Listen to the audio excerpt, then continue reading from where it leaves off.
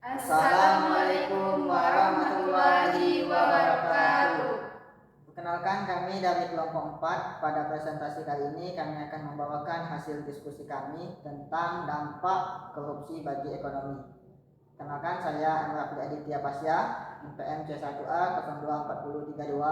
Perkenalkan, nama saya Agni Frita dengan NPM C1A 024042. Perkenalkan, nama saya Monika Trita Sehari dengan NPM C1A 024016. Perkenalkan, nama saya Aurora Sondaguto, NPM C1A 024072. Baik, sebelum kita masuk ke pembahasannya, kita harus tahu dulu apa itu korupsi. Nah, di sini teman-teman bisa kita tahu korupsi adalah penyalahgunaan kekuasaan yang dimana seseorang yang menjabat itu telah melakukan tindakan kriminal seperti mengambil uang untuk kepentingan pribadi, biasanya melibatkan orang-orang banyak dan itu untuk kepentingannya.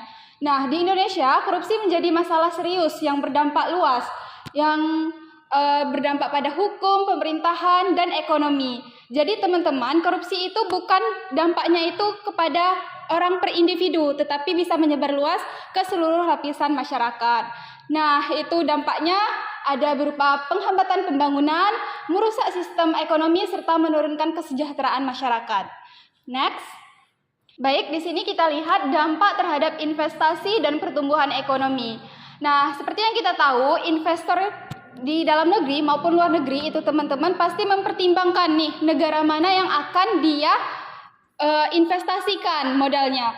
Nah, negara-negara dan investor itu menghindari negara dengan korupsi tinggi karena ketidakpastian, biaya tidak resmi, dan birokrasi tidak transparan. Akibatnya itu terjadi penurunan investasi, lapangan kerja berkurang, dan pendapatan negara menurun. Korupsi juga menghambat pertumbuhan ekonomi karena dana pembangunan itu disalahgunakan. Baik, di sini saya akan menjelaskan bagaimana mekanisme dari dampak korupsi. Yang pertama teman-teman, di suatu negara itu terdapat orang-orang yang melakukan korupsi ini, yang pastinya akan merugikan negara, di mana modalnya itu berkurang untuk pembangunan infrastruktur dan lain sebagainya. Terjadi tidak transparan dan terjadi ketidakpastian, sehingga indeks daya saing turun. Itu kenapa teman-teman? Karena tadi ketidakpastian itu tadi, sehingga para investor yang ingin menginvestasikan modalnya itu berkurang, makanya indeks daya saing turun. Ya, hal inilah yang menjadi indikator bagi investor, karena para investor itu akan memilih negara-negara yang akan diinvestasikan karena dia memikirkan keuntungan di masa datang. Jika dia menginvestasikan modalnya ke negara yang besar korupsi seperti di Indonesia, maka itu malah tidak menguntungkan bagi para investor, malah kebalikannya dapat merugikan para investor itu. Baik, selanjutnya adalah dampak terhadap keuangan negara dan kesejahteraan. Pendapatan negara berasal dari pajak dan sumber lainnya. Tidak maksimal karena adanya penyelewengan, anggaran pembangunan berkurang. Fasilitas umumnya adalah jalan, sekolah, rumah sakit yang tidak berkembang optimal. Meningkatkan kesenjangan sosial dan kemiskinan, masyarakat miskin semakin sulit mendapatkan manfaat program pemerintah. Baiklah, selanjutnya dampak jangka panjang korupsi. Penurunan kepercayaan masyarakat terhadap korupsi, partisipasi ekonomi berkurang, merusak moral budaya masyarakat, suap dianggap biasa. Merusak sistem ekonomi secara keseluruhan, ekonomi tidak ada dan tidak berkelanjutan. Baiklah, selanjutnya itu mari kita lihat mengenai peta korupsi yang ada di PPT ini. Pelaku terbanyak itu banyak dari pejabat dan juga DPRD. Pejabat ini seperti apa? Pejabat Pemda contohnya. Nah, bisa kita lihat di sini kawan-kawan. Nah, apa yang dikorupsikan itu melalui penggandaan barang dan jasa, dan juga itu ada juga keuangan daerah atau yang kita kenal dengan APBD. Ini mencapai 42%. Kemudian itu ada di sektor swasta seperti kontraktor atau vendor. Nah, apa yang dilakukannya yaitu melalui perizinan dan regulasi, itu mencapai 28%. Kemudian ada ASN pusat atau kementerian. Ini mencapai 18%. melalui infrastruktur dan proyek. Kemudian ada legislatif seperti DPR atau DPRD tadi. Nah, itu tuh melalui sumber daya alam dan kehutanan itu mencapai 12%. Sangat tinggi angka korupsi yang terjadi pada sektor perekonomian ini.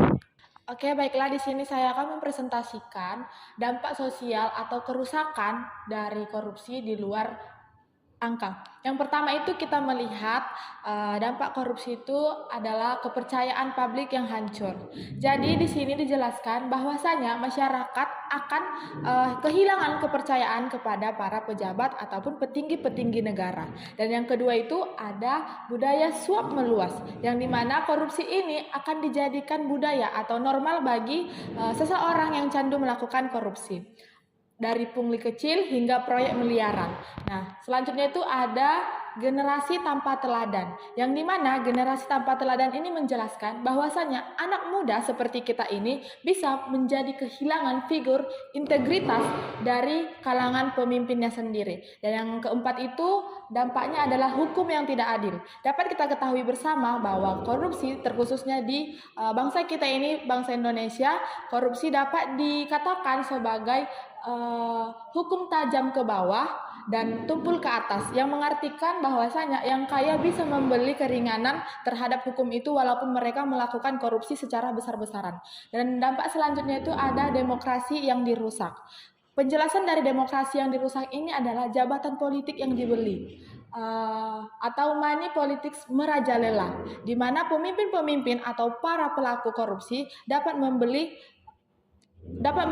atau mensuap para penangkap dari pelaku korupsi tersebut. Dan dampak yang terakhir adalah reputasi internasional, di mana Indonesia dapat dipandang sebagai negara beresiko tinggi korupsi. Kita ketahui ya bahwasanya bangsa Indonesia sudah tidak lagi menjadi rahasia umum ya kalau di Indonesia itu banyak pelaku-pelaku korupsi.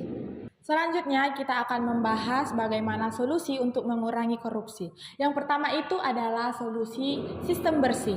Ada beberapa poin dari sistem bersih ini. Yang pertama, digitalisasi layanan publik. Yang kedua itu ada transparansi APBN atau APBD yang terbuka. Yang ketiga itu ada prokuremen anti kolusi. Itu dari solusi dari sistem bersih. Dan yang kedua itu ada hukum yang tegas. Ada beberapa poin di hukum yang tegas ini. Yang pertama adalah hukuman berat dan pemiskinan koruptor. Yang kedua itu ada perlindungan website blower. Yang ketiga itu ada pemulihan aset. Dan solusi yang terakhir itu adalah solusi budaya integritas. Yang pertama, dari solusi budaya integritas ini kita dapat melihat adanya pendidikan anti korupsi di sekolah. Kita dapat menanamkan nilai-nilai anti korupsi dari usia dini. Yang kedua, adanya kampanye integritas di birokrasi. Dan yang ketiga itu adanya penguatan peran media atau LSM. Kita mengetahui ya bahwasanya semakin terkuaknya berita ini ke media, semakin malu pelaku korupsi tersebut. Selanjutnya itu kita bisa menyimpulkan bahwasanya korupsi adalah musuh utama perekonomian Indonesia.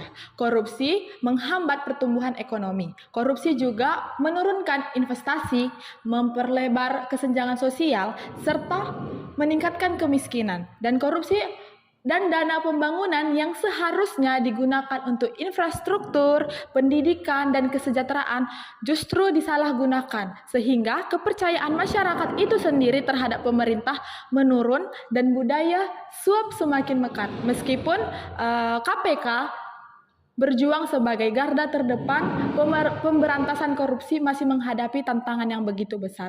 Oleh karena itu, diperlukan sinergi antara sistem yang transparan, penegakan hukum yang tegas, dan pembentukan budaya integritas sejak dini untuk mewujudkan ekonomi Indonesia yang adil dan sejahtera yang terhindar dari korupsi. Sekian presentasi dari kelompok kami. Terima kasih. Mohon maaf jika ada kekurangan dan salah dalam penyampaian. Kami akhiri. Wassalamualaikum warahmatullahi wabarakatuh.